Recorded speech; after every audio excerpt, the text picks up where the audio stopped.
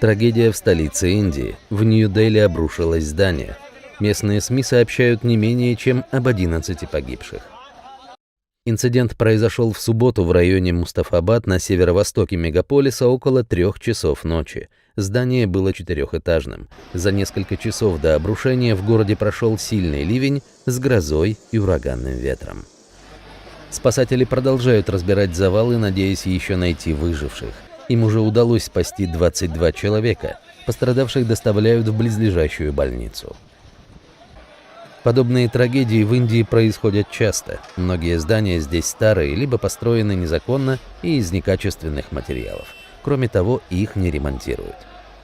Власти Дели пообещали расследовать причины этого обрушения и снять с должности чиновников, которые допустили халатность.